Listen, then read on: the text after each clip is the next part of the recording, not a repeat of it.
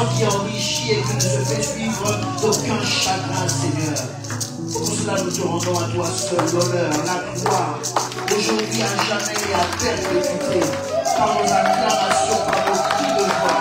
Reçois, Seigneur, l'adoration de nos cœurs, le parfum merveilleux que nous avons réservé ce matin, Seigneur Dieu, qui nous convient à toi et à toi seul. Dans le nom de Jésus. Amen. Si tu peux encore donner une bonne offrande d'acclamation.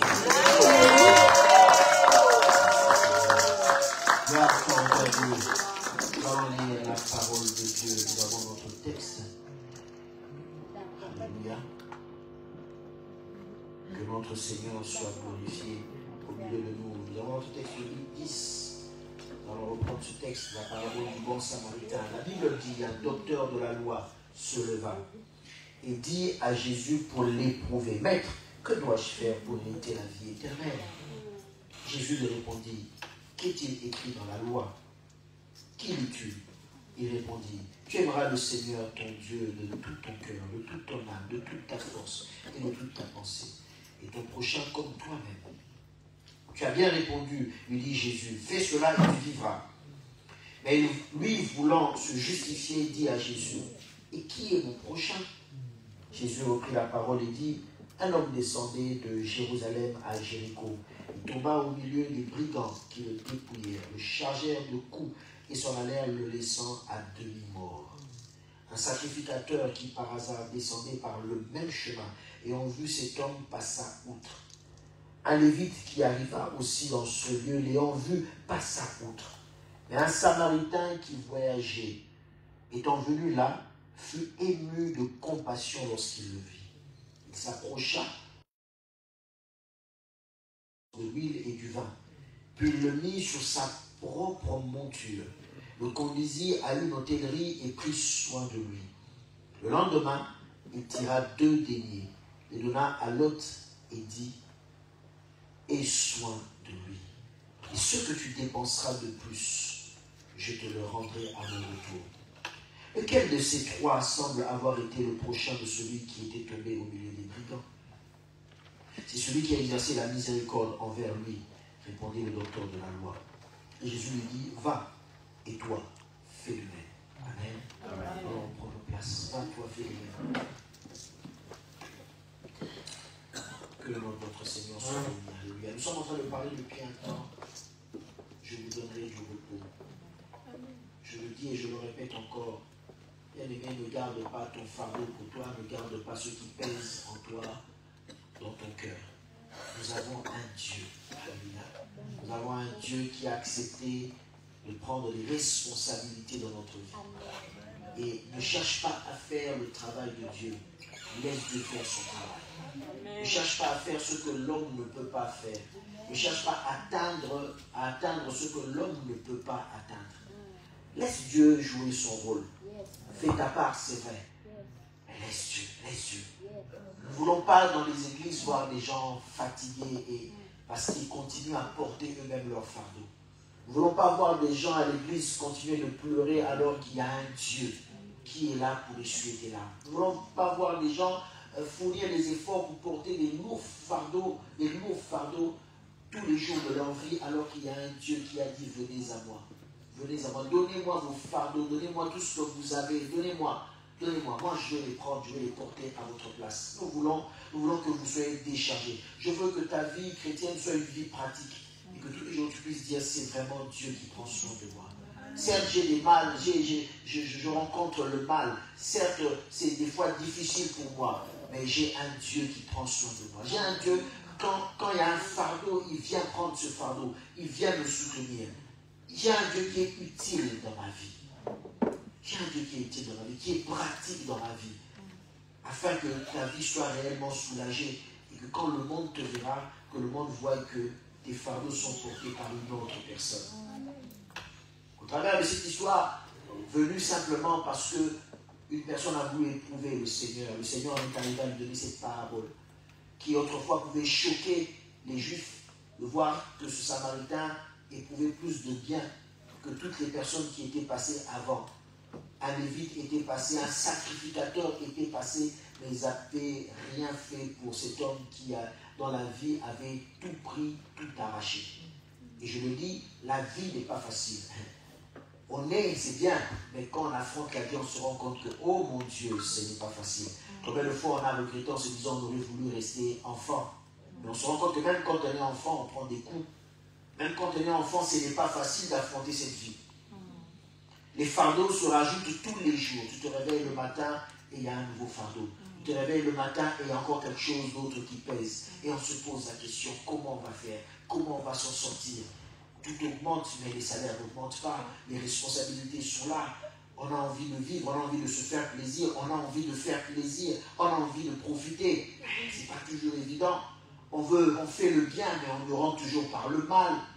Comment vivre toutes ces choses qui viennent comme des fardeaux, qu'on porte des fardeaux à cause des erreurs des autres, les fardeaux à cause de nos propres erreurs, les fardeaux à cause du système qu'on ne contrôle pas. On fait les choses, on ne nous demande pas notre avis, mais voilà, ça nous tombe dessus et on doit supporter cela. C'est lourd, bien aimé, c'est très lourd. Les histoires de famille, n'en parlons pas. Les secrets de famille, n'en parlons pas. Nos propres secrets que nous gardons au fond de nos cœurs, que personne ne sait, mais les choses que tu as vécues qui sont des fois dures, très dures. Et ça te tourmente, ça te ronge. Il y a peut-être des fois la culpabilité.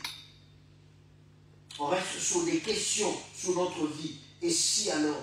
Et si je l'avais connu? Et si alors il était là? Et si alors il était encore en vie? Et si alors j'avais fait tel choix? Et si je n'étais pas passé à côté? Quelquefois tout ça, c'est des fardeaux et des fardeaux qui emmènent même des blessures dans nos cœurs. Nous l'avons vu la fois dernière. Dieu veut d'abord prendre soin de nos blessures avant de prendre soin de nous. Et après avoir pris soin de nos blessures intérieures, la Bible dit que cet homme, ce Samaritain, qui lui aussi faisait le voyage, est allé et il a secouru cet homme. Et quand il a secouru cet homme, on ne sait pas d'où il était, de qui il était. La Bible dit qu'il a soigné d'abord ses plaies. Et après avoir soigné ses plaies, la Bible dit qu'il a mis sur sa propre monture et il l'a emmené à l'hôtellerie. Et il a pris soin de lui. Alléluia. Aujourd'hui, j'aimerais te dire que Dieu te met à l'abri. Dieu te met à l'abri. Dieu ne veut pas seulement venir te soigner et te laisser là, au bord du chemin. Il va venir te soigner, te laisser dans ta position. Bien aimé, je te dis une chose. Quand Dieu vient s'occuper de toi, c'est pour t'emmener dans une position meilleure. Jamais pour te laisser dans la même position. Jamais. Quand Dieu vient s'occuper de ton affaire, quand il vient prendre ton dossier, c'est toujours pour t'emmener dans une position nouvelle. Il ne peut pas simplement soigner tes plaies et puis t'abandonner, te laisser, te dire, bon, maintenant que j'ai soigné tes plaies, débrouille-toi. Débrouille-toi, reprends. Il t'a donné beaucoup de coups. Il sait que tu es fatigué. Il sait que tu ne vas pas tout de suite reprendre le voyage. Vous savez, quelquefois, nous ne voulons pas accepter le plan de Dieu. C'est ça notre problème. Bien-aimé, tu as pris des coups dans la vie. Tu es blessé de guerre, comme on dit. Tu es blessé de partout. Ça ne va pas, c'est difficile. Laisse Dieu, quand il vient te restaurer, de prendre le temps d'abord de te mettre de côté à l'abri. Le temps que tu reprennes tes forces pour reprendre la course. Des fois, on veut se précipiter. À peine on commence à soigner nos plaies. Déjà qu'on veut être debout, on veut reprendre la course, on veut marcher. Bien-aimé, ça ne se passe pas comme ça. Même si un jour, les humains font une intervention chirurgicale sur ton corps, on te donne un temps de repos avant de reprendre des activités. Amen. Et il est important de respecter ce temps de repos. Parce que les soins peuvent avoir réussi. Mais si tu ne respectes pas ce temps de repos, tu peux déclencher une situation pire que celle que tu avais avant. On a vu les gens mourir à cause de ça, ils étaient trop pressés. On a vu les gens mourir à cause de ça. Après une opération, le médecin dit ne soulève pas le poids. Le médecin dit ne marche pas trop, mais parce qu'on veut, parce qu'on doit, parce qu'on voit que les obligations de ce monde, la pression de ce monde est tellement forte. On se dit, si je rate un jour sans travailler, ça ne va pas. Si je ne vais pas à cette fête-là, il faut que, absolument, cette fête-là, il faut qu'on me voie. Mais prends le temps de te reposer. Et quand Dieu nous met de côté à l'abri, on a l'impression que Dieu nous met en dehors, sur la touche. Dieu ne veut plus que ça continue. C'est comme si c'est fini pour nous. Non, Dieu sait que tu as besoin d'un temps de repos. Il veut te mettre à l'abri, bien-aimé. Amen. Yes. Il n'a pas dit à cet homme, reprends la route, continue le voyage. Non. Il a enlevé du circuit, il a mis de côté, il a emmené à l'hôtellerie à côté. Les autres qui étaient ont continué leur voyage, ont même atteint leur but. Mais lui, il fallait qu'il prenne un temps à l'abri où Dieu devait prendre soin de lui. Accepte que Dieu te mette de côté, que tu prennes le temps de respirer, que tu prennes le temps de te refaire une santé. Ainsi, tu vas reprendre ta marche, comme dit la Bible. Tu vas reprendre ta marche, tu vas aller plus loin, tu vas monter comme l'aigle. Amen. Ne crois pas que Dieu a arrêté ta course. Ne crois pas que Dieu a arrêté ta course. Ce n'est qu'un temps où tu es en train de reprendre tes forces. Amen. Le problème dans la vie, ce n'est pas d'arriver le premier. Nous confondons les choses. Ce n'est pas d'arriver le premier. Le problème, et ce qui est important, le but ultime, c'est que chacun atteigne son but. C'est tout. Il n'y a pas de comparaison, c'est que chacun atteigne son but. C'est tout. Je n'ai jamais vu une femme enceinte des jumeaux qui va dire parce que j'ai des jumeaux et que j'aime mes deux enfants qui sont dans mon sein, je veux que les deux sortent en même temps. Je ne l'ai jamais vu. Je ne sais pas, les médecins, je ne sais pas, les femmes sages, etc., les sages-femmes, comme ça, les sages-femmes, voilà. Les obstétriciens, tous, etc., les gynécologues, tous ce sont du domaine, etc. Je ne sais pas s'il y a une seule histoire dans ce monde où une femme a accouché des jumeaux, les deux sont sortis en même temps. Je ne pense pas. Le but pour la femme qui a 2, 3, 4, même 10, je ne sais pas combien tu en auras. Si tu vas emporter 10, que Dieu te donne une bénédiction. Et que les enfants vivent. Alléluia. Le but, ce n'est pas que tous sortent en même moment.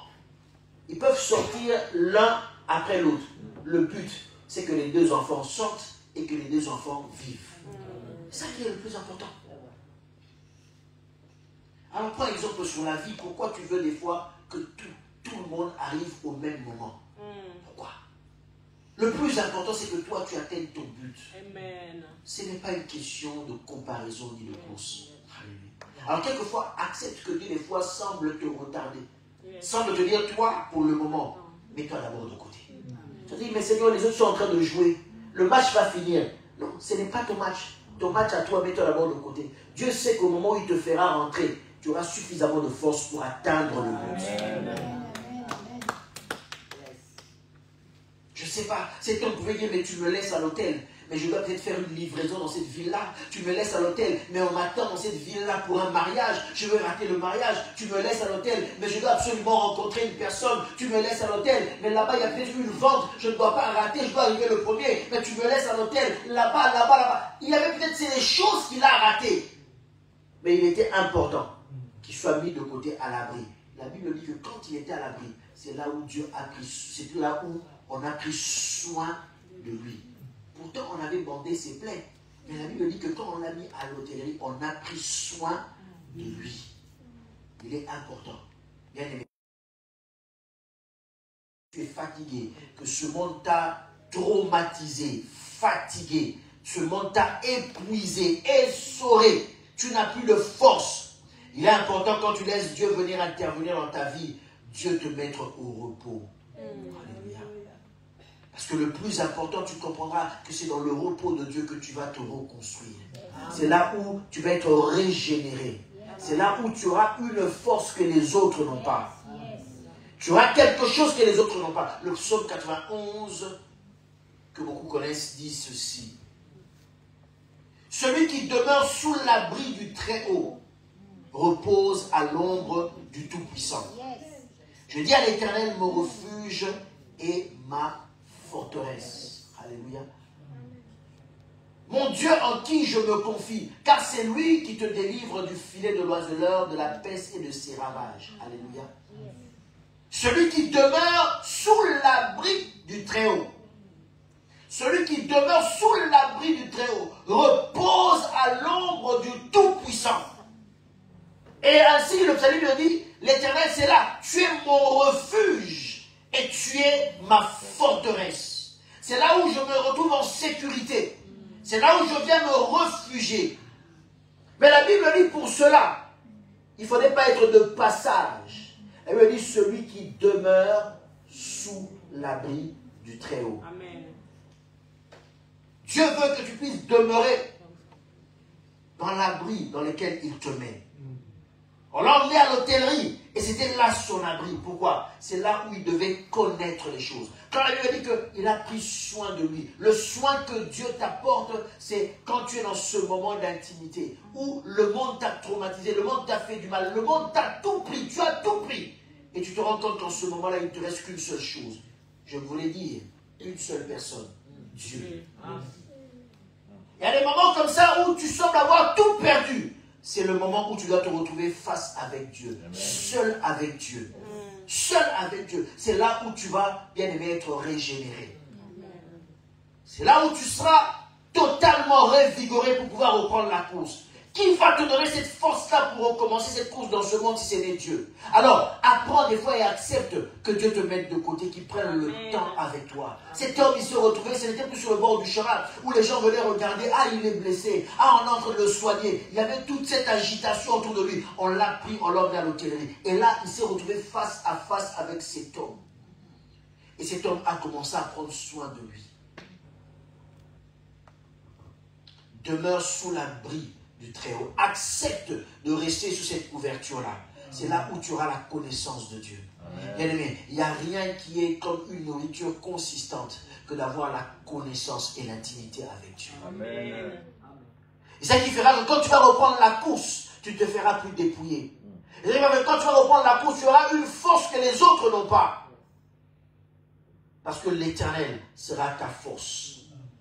L'Éternel sera ta force. Souvent, nous ne voulons pas demeurer, être sous la protection de Dieu. Dieu veut te mettre à l'abri d'abord. Dieu veut te mettre quelque part où il pourra développer quelque chose avec toi. Car c'est sous l'abri du Très-Haut qu'en réalité, tu es protégé par le malheur. Dieu veut te faire comprendre que la vraie réalité, ce n'est pas d'être équipé pour le voyage. Mais ça dépend avec qui tu fais le voyage. Amen. Beaucoup font des longs voyages, ils sont bien équipés, mais ils n'ont pas Dieu avec eux. Oh, Dieu veut quand tu reprendras la course et que tu comprennes que cette vie, il ne suffit pas d'avoir des maisons, il ne suffit pas d'avoir de l'épargne en banque, il ne suffit pas d'avoir des connaissances. Ce qui est le plus important, c'est de voyager avec Dieu. Amen. Ce qui est important, c'est d'être sur le chemin de la vie, mais en réalité, tu es dans la présence de Dieu. Amen. Je suis sur le chemin de la vie, c'est vrai, mais tous les jours, moi je demeure sous l'abri du Tout-Puissant. Et là, plus personne ne viendra me dépouiller, plus personne ne viendra m'arracher quoi que ce soit. Psaume 27, 5. Car il me protège dans son tabernacle, pas à l'extérieur. Il me protège dans son tabernacle au jour du malheur. Il me cachera sous l'abri de sa tente. Il m'élèvera sur un rocher. Le psalmiste est conscient que les dangers, ça arrive tous les jours dans la vie. Mais maintenant, il sait qu'il a une position qui est différente de la première position. Avant, je voyageais seul. Je n'avais aucun parapluie, aucune protection, comme on dit. Mais maintenant, je suis Dieu. Je suis dans le tabernacle de Dieu. Et quand je suis dans le tabernacle de Dieu, au jour du malheur, qu'est-ce que Dieu fait? Il me cache sous l'abri de sa tente. Et il m'élève sur un rocher. Amen. Ça veut dire que quand le malheur arrive, ça veut dire que quand les difficultés arrivent, Dieu, qu'est-ce qu'il fait? Il t'élève au-dessus de ces choses-là. Et pour être au-dessus de tout ce qui peut te dépouiller dans ce monde, pour être au-dessus de tout ce qui peut te blesser dans ce monde, pour être au-dessus de tout ce qui peut venir être comme un voleur dans ce monde, pour être au-dessus de tout ce qui peut venir ruiner, ronger tout ce que tu as, il n'y a qu'une seule chose, être élevé. Mais pour être élevé, ce n'est pas l'élévation des hommes, ce n'est pas la connaissance des hommes, ce n'est pas le carnet d'adresse que tu as, c'est être sous le rocher. Amen.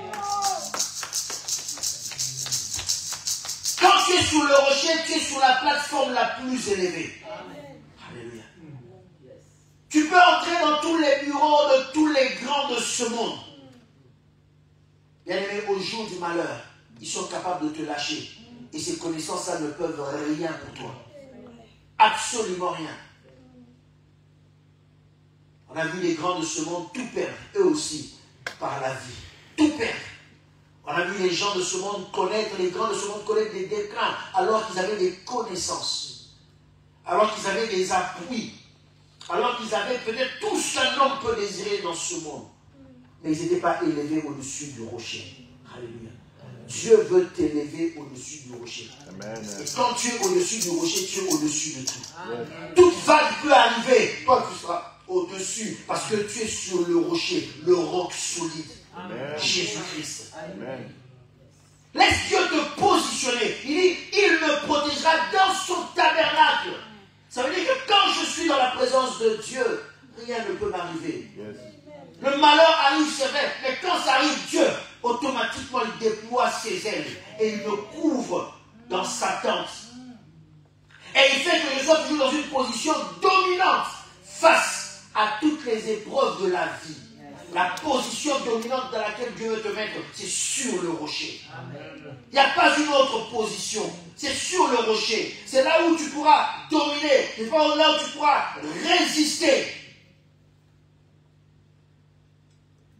Que si tu es dans la présence de Dieu, cherche refuge auprès de Dieu. Cherche refuge auprès de Dieu. Cherche refuge auprès de Dieu. Il y avait un moment alors que David était poursuivi par Saül et il savait que sa vie était en danger. Il savait que Saül, s'il l'attrapait, David savait qu'il ne va pas m'offrir une seule chance. Dans le psaume 57, 1, David dit, au chef de son David le dit, ne détruis pas. C'est l'hymne de David. Lorsqu'il se réfugia dans la caverne poursuivi par Saül, David dit ceci: aie pitié de moi, ô Dieu, aie pitié de moi, ô Dieu, car ton âme, toi, mon âme, cherche un refuge. En toi, pardon, mon âme, cherche un refuge. Je cherche un refuge à l'ombre de tes ailes, jusqu'à ce que les calamités soient passées. Je cherche un refuge à l'ombre de tes ailes, jusqu'à ce que les calamités soient passées. David était déjà dans une caverne. Il était là, caché, mais il savait que la caverne ne suffisait pas. La vraie protection, c'était sous les ailes de Dieu. Et il dit, quand je serai sous tes ailes, là où je cherche mon refuge, je sais que là tu me garderas, jusqu'à ce que les problèmes, les calamités, les difficultés soient passées. Et tu ne sais pas, quelquefois, des fois, il te met comme s'il te mettait sur la touche hors jeu. Il te met de côté. Parce qu'il sait qu'à l'extérieur, il se passe quelque chose. Il veut te mettre à l'abri et te garder, te protéger, jusqu'à ce que le mauvais temps passe. Ensuite, il te dira, maintenant tu peux sortir et reprendre ta course. Mais quelquefois, nous ne comprenons pas ce que nous disons, Seigneur, mais pourquoi je suis en train de rater? Il se passe des bonnes choses à l'extérieur. Dieu sait pourquoi quelquefois il te met à l'abri. Il veut que tout passe. Et quand tout sera passé, il prendra le temps avec toi. Amen. Nous refusons souvent d'être sous l'abri du Très-Haut. Nous refusons souvent d'être protégés par l'Éternel. La Bible dit que cet homme a été emmené à l'hôtellerie, on l'a mis à l'abri et on l'a soigné. Il a pris soin. Il a parlé avec cet homme. Il a rassuré cet homme alors qu'il était sous l'abri. Quand nous revenons sur le psaume, qu'est-ce qu'il dit en réalité ce psaume? Parce qu'il y a des choses, bien aimées, que tu ne pourras comprendre que quand tu es à côté avec le Seigneur. Dieu veut que nous puissions tirer les leçons de la vie, de tout ce qui nous arrive. Afin que quand nous allons reprendre notre course, que nous allons plus fort et que nous allons plus haut. Il veut que pendant ce temps-là, tu aies quelque chose, la révélation. Si tu as la révélation, tu ne te laisseras plus surprendre par les brigands. Si tu as la révélation, tu verras le danger venir de loin. Si tu as la révélation, tu comprendras que celui qui est à côté de toi, c'est un brigand. Vous faites peut-être route ensemble, vous travaillez peut-être ensemble, vous marchez ensemble, vous prenez le café ensemble au travail, vous allez manger ensemble à la pause. C'est peut-être un membre de la famille, c'est peut-être quelqu'un qui est proche, ton voisin. Mais Dieu te donnera la révélation de qui il est, afin qu'un jour cette personne-là ne vienne pas te déplier. Amen. Cet homme était surpris par ces brigands qui étaient en train de guetter. Je ne sais pas comment il s'était déguisé, mais ces brigands étaient en train de guetter. Et quand on lui a tout pris, il s'est dit certainement, j'ai tout perdu. Ma vie est fichue, comme tu peux l'imaginer. Comme tu peux te dire, j'ai tellement perdu du temps, je suis en retard par rapport aux autres. La vie m'a tout pris, la vie m'a dépouillé, elle m'a pris mon temps, mon argent, mon énergie, mon amour, tout. Et aujourd'hui, je me retrouve avec rien. Celui qui demeure sous l'abri du Très-Haut repose à l'ombre du Tout-Puissant. Et tu comprendras, en réalité, ce psaume, je vais vous le dire autrement. Celui qui demeure sous l'abri de El Elyon, alléluia, repose à l'ombre de El Shaddai. Alléluia. La Bible dit que le Très-Haut, c'est El Elyon. Le Tout-Puissant, c'est El Shaddai. Alléluia. Le psalmiste est en train de dire simplement que celui qui repose à l'ombre du Très-Haut, celui qui repose à l'ombre de El Elyon, alléluia, plutôt celui qui est sous l'abri de El Elyon repose à l'ombre de El Shaddai. Il faudrait comprendre ce passage. C'est tout un enseignement que j'ai là-dessus. À comprendre, à demeurer sous l'abri de El Elyon et reposer à l'ombre de El Shaddai. Mais ce n'est que quand tu passes ce temps que tu comprends que finalement, le Très-Haut, tu as la révélation de El Elyon. Yes. Et c'est quand tu reposes, tu comprends que cette personne, la Bible n'a jamais donné son nom, de cette personne qui est venue secourir le bon samaritain. Mais tu comprends que finalement, c'est El Shaddai. Amen. La Bible dit que alors que Abraham revenait d'un combat, Abraham avait vaincu. Abraham pouvait se sentir tout puissant parce qu'il avait vaincu et il était fort. Dans le chapitre Genèse 14, il fait la rencontre. Après qu'Abraham fut revenu vainqueur de Kedorlaomer et des rois qui étaient avec lui, le roi de Sodome sortit à sa rencontre dans la vallée de Chavé, qui est la vallée du roi. Melchisédek, roi de Salem, on n'a pas d'autre définition de Melchisédek, fit apporter du pain et du vin. Il était sacrificateur du Dieu Très-Haut. Alléluia. Il était sacrificateur de El Elyon, celui qui repose à l'ombre. Alléluia. Il bénit Abraham. Est-ce que tu me suis? Il bénit Abraham et dit, béni soit Abraham par le Dieu Très-Haut, maître du ciel et de la terre. Béni soit Abraham par le Dieu Très-Haut, maître du ciel et de la terre. Celui qui demeure sous l'abri du Très-Haut. Celui qui demeure sous l'abri de El Elyon. C'est en ce moment-là que Abraham n'a aucune définition. On savait simplement une chose, qui était roi de Salem. Mais Abraham a eu la révélation, derrière ce roi de Salem, du Dieu El Elyon, le Dieu au-dessus de tout. Le Dieu qui a créé le ciel et la terre. Il a béni Abraham. Il dit, ce Dieu-là qui a livré tes ennemis entre tes mains. Abraham lui donna la dîme de tout. Le Dieu qui possède le ciel et la terre. Le Dieu qui est élevé au-dessus de toute situation. Yes. Alléluia. Le Dieu qui est élevé au-dessus de toute situation. Amen. Le Dieu très haut. Alléluia. D'où que vienne ton problème. C'est pour ça l'autre psalmiste disait qu'il t'élève sur un rocher. Quand tu es debout sur la révélation de El Elyon, quand tu es debout sur la révélation du Dieu très haut, du Dieu très élevé, bien aimé, d'où que vienne ton problème. La Bible dit qu'il est très haut, il est très élevé. Ça veut dire que même les cieux des cieux, il est au-dessus des cieux. Même le spirituel, il est au-dessus du spirituel. Alors, d'où que viendra la menace, qu'elle vienne du spirituel, qu'elle vienne du physique, qu'elle vienne d'en haut ou qu'elle vienne d'en bas, quand tu as la révélation de Saint-Élion, tu es au-dessus de ce rocher. Que rien ne pourra t'arriver et qui soit au-dessus de toi. Là, tu as la révélation de Saint-Élion, qui est le Dieu très haut.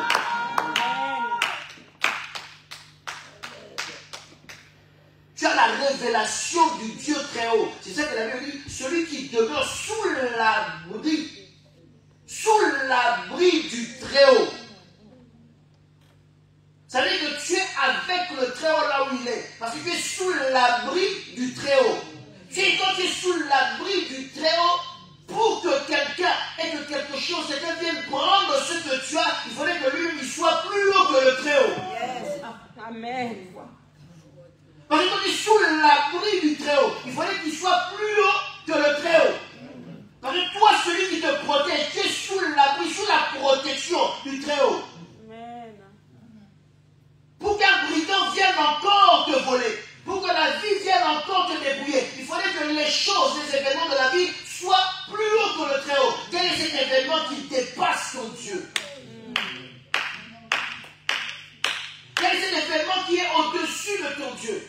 La seule chose qui pourra te déstabiliser, c'est la chose qui soit au-dessus de ton Dieu. La seule. Alors mets le monde des ténèbres au défi. Mets le monde terrestre au défi. Pour dire que celui qui pourra me toucher soit au-dessus de Saint-Élion. Parce que moi je suis désormais sous l'abri.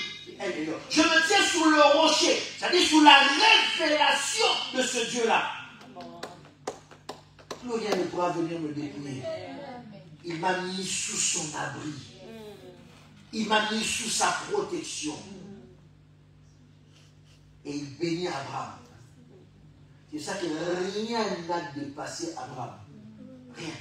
Abraham était sous la bénédiction du Très-Haut. Pour pouvoir appauvrir Abraham, il fallait que la pauvreté elle-même soit au-dessus du Très-Haut. Pour pouvoir voler Abraham, il fallait que le voleur soit au-dessus du Très-Haut. C'est-à-dire que même la stérilité qui avait duré pendant 99 ans dans la vie de Sarah, la stérilité a dit, j'ai combattu, j'ai résisté, mais je sens que je ne pourrai jamais dépasser le Très-Haut. Ainsi, la bénédiction que Dieu avait donnée, que le Très-Haut avait donnée à Abraham, s'est accomplie. Parce que même la stérilité ne peut pas être au-dessus de la révélation de Saint-Élion. Quand Dieu te met à l'abri, quand Dieu te met à l'abri, il dit celui qui demeure sous l'abri du Très-Haut, celui qui demeure sous l'abri de Saint-Élion, repose à l'ombre de El Shaddai, repose à l'ombre du Tout-Puissant. Notre Dieu est au-dessus de tout, c'est le Tout-Puissant. Alléluia. Le Tout-Puissant. Genèse 17, Dieu se révèle à Abraham. 17.1. Lorsqu'Abraham fut âgé de 99 ans, l'Éternel a le Dieu. Je suis le Dieu Tout-Puissant. El Shaddai, il reçoit la révélation d'El Shaddai. Marche devant ma face et sois intègre. J'établirai mon alliance entre moi et toi et je te multiplierai à l'infini. Et il dit beaucoup de choses à Abraham par la suite. El Shaddai, Dieu se révèle lui-même. Il dit, je suis le Dieu Tout-Puissant. Pendant toute cette période-là, Dieu s'est révélé. Toute cette période patriarcale, Dieu s'est révélé comme le Tout-Puissant. L'être au-dessus de tout, qui dirige tout, qui gouverne tout. C'est-à-dire qu'il a le contrôle de tous les événements de ta vie. Je suis le Tout-Puissant. C'est moi qui suis le dépositaire. C'est moi qui ai le plein pouvoir dans ta vie. Il voulait faire comprendre à Abraham que je gouverne tout.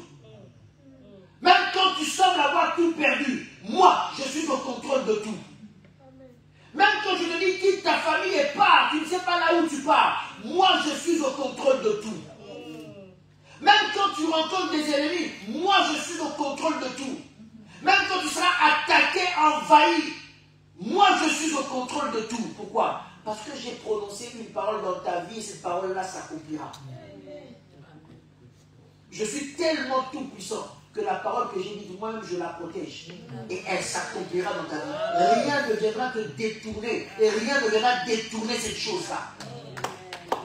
Bien, quand Dieu te restaure, il sait qu'il y a de l'avenir pour toi. Amen. Et il sait que parce qu'il en est le maître, rien ne pourra venir changer cela. Rien ne pourra venir changer cela. Mais ce qu'il te dit, pour que tu puisses bénéficier de cela, repose sous son ombre. Amen. Alléluia. Ça veut dire que sois sous sa couverture. Amen. Repose à l'ombre de El Shaddai. Celui qui demeure sous l'abri du Très-Haut repose à l'ombre de El Shaddai. Ça veut dire quoi? En réalité, vous savez, il y a certaines personnes, quand tu les vois, tu le vois, tu sais que c'est telle personne, il a un nom. Mais tu sens qu'il y a toujours une ombre autour de cette personne-là. Je vais t'expliquer. Ça, ce n'est pas dans le monde ici, dans le monde normal. Pourquoi? Parce que tu sens que la personne, elle peut paraître faible. Mais derrière cette personne-là, tu sens qu'il y a comme une ombre, il y a une main puissante qui l'accompagne. Vous allez voir des fois dans certains domaines, peu importe, même au travail, ça arrive, au travail, n'importe. Vous allez voir certains collègues, tu as l'impression qu'ils peuvent faire tout et n'importe quoi, il leur arrive rien. Parce que peut-être qu'ils ont des connexions au niveau très haut. Et ils le savent. Et certaines personnes qui sont dans le domaine savent que telle personne, même si elle a tel poste, c'est le poste le plus bas, mais derrière elle, il y a des puissants. Donc quand on la voit, on sent qu'il y a l'ombre de ces puissants-là qui tournent autour d'elle. Quand on la voit, on comprend que derrière cette personne, il y a des autorités qui la soutiennent. Donc du coup, quand cette personne-là se présente, ce n'est plus son influence, c'est l'influence de l'ombre qu'on voit. Tu comprends? Et la Bible dit, tu reposes à l'ombre du Tout-Puissant. Moi, je ne veux pas trop développer cela, sinon j'entre dans un autre enseignement. Il faudra attendre le jour où je parlerai de ça. Tu reposes à l'ombre du Tout-Puissant. C'est-à-dire que partout où tu vas, toi tu es au repos. L'ombre du Tout-Puissant te couvre. Amen.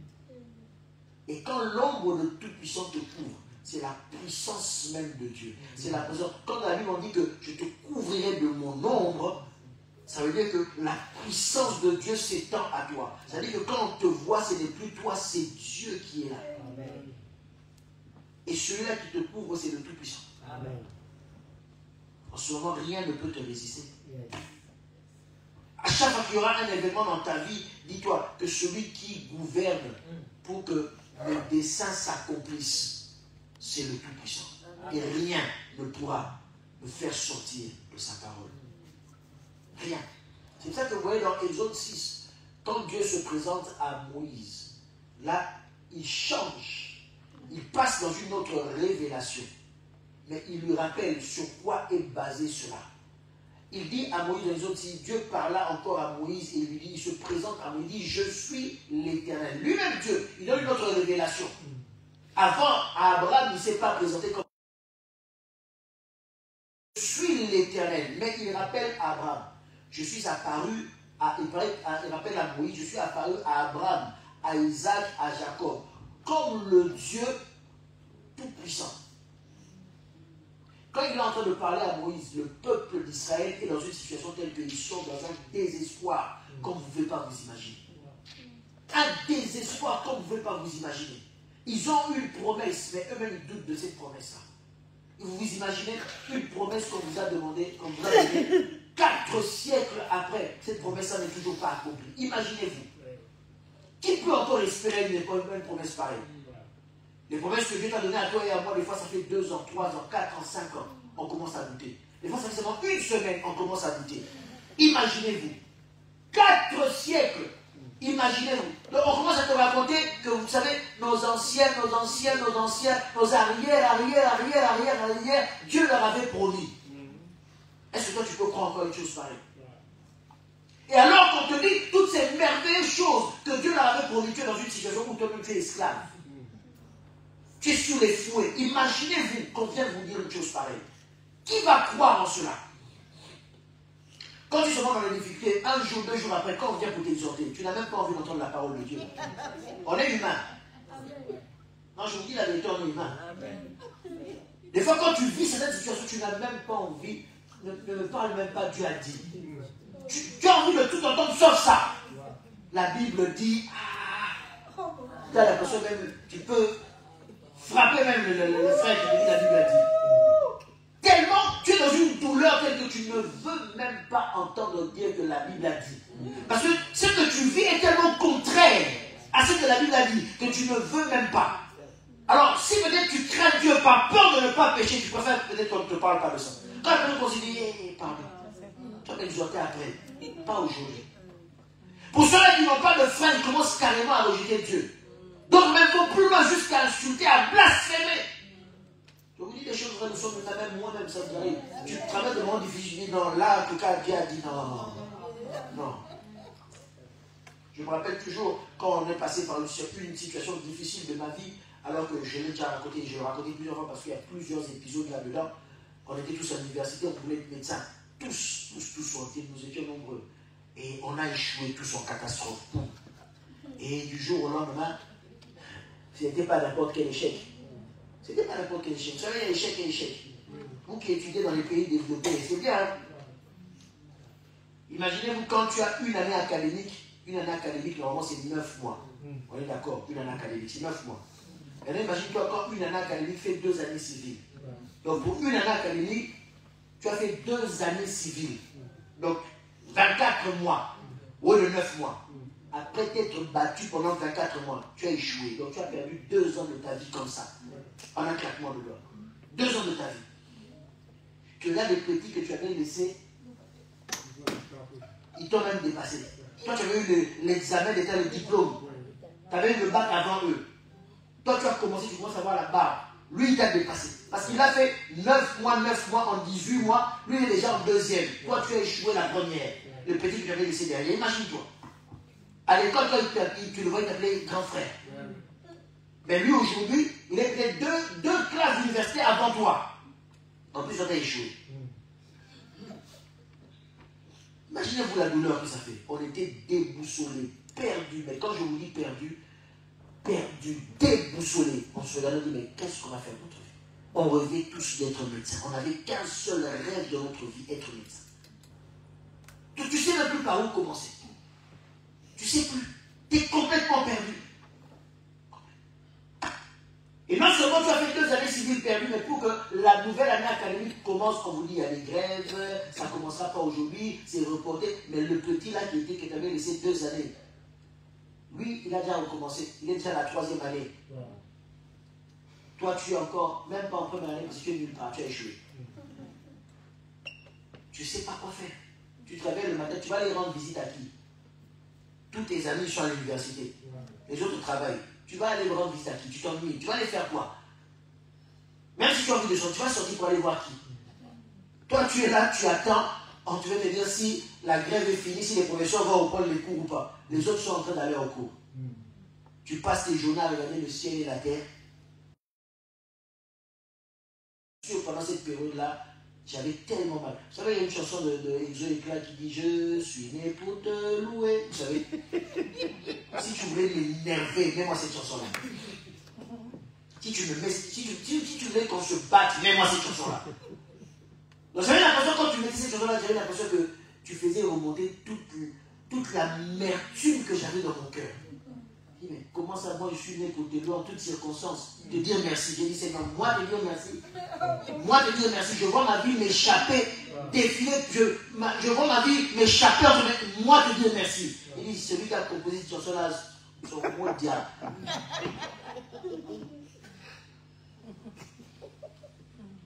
Est-ce que tu comprends? Non, je vous dis les choses vraies. Ils sont maudits. Comment il peut composer une chanson pareille? Lui, quand il a composé ça, il croit que ça fait du bien. Et puis tu dis au Seigneur, je suis né pour te louer en toutes circonstances. Te dire merci. Merci. C'était pas facile. Vous comprenez? Parce qu'en ce moment-là, ton cœur, tu as l'impression que tu as tout perdu. Ce sont des coups. Tu ne t'attendais pas à avoir ce genre de coups dans la vie. Où tu es habitué à réussir, tout se passe bien. Et au moment où tu commences vraiment à imaginer que tu vas atteindre le but de ta vie, tu le vois s'éloigner, non seulement s'éloigner, mais disparaître, s'évaporer. Il ne fallait vraiment pas à ce moment-là venir me dire la Bible dit. Ce n'était pas facile. Il fallait me reprendre dans la prière, heureusement. J'avais de bons amis qui connaissaient le Seigneur. C'est important d'être entouré de bons amis qui connaissent Dieu. Je vous dis la vérité. Je vous dis la vérité, c'est très important. On pouvait se regarder, mais on se soutenait. Quand on voyait que l'un perdait, non, mon cher, reprends, Dieu est fidèle. Dieu est fidèle. Dieu est fidèle. Et aujourd'hui, quand je regarde en arrière, je regarde ce que nous sommes, je dis, Dieu est vraiment fidèle. Amen. Personne d'entre nous n'a raté sa vie. Personne. Personne. Personne d'entre nous n'a raté sa vie. Je me dis, Dieu est fidèle. Vous voyez, ce n'est pas facile. Et en ce moment-là, Dieu apparaît, il dit à Moïse, va dire aux enfants, mais tu vas leur dire dans quelles circonstances ils sont en train de souffrir. Toi, Dieu, depuis que tu avais promis, ça fait 4 siècles, 400. Toi, tu ne sais pas compter. Hein? 400 ans, pas 40 ans, pas 4 ans, 400.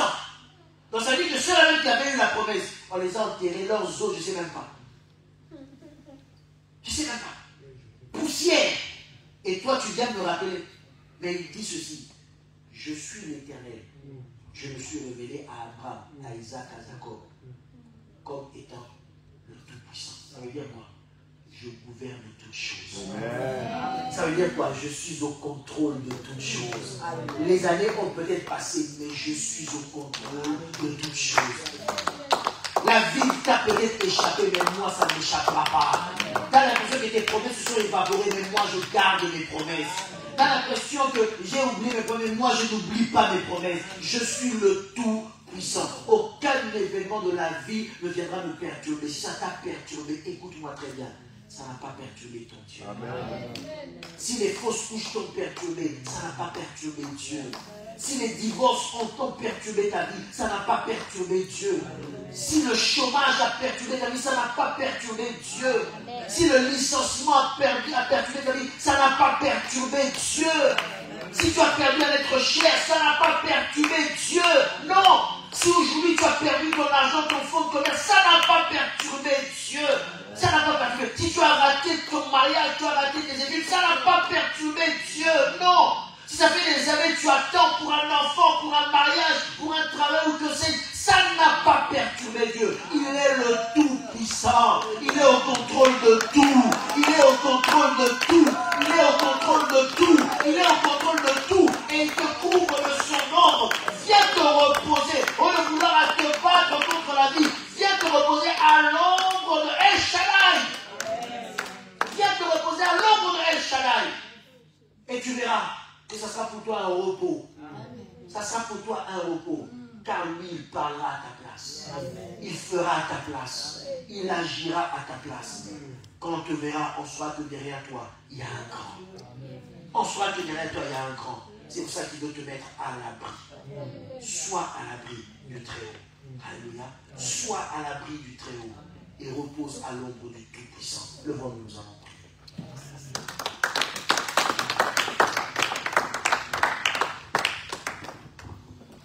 Alléluia. J'aimerais que tu te confies.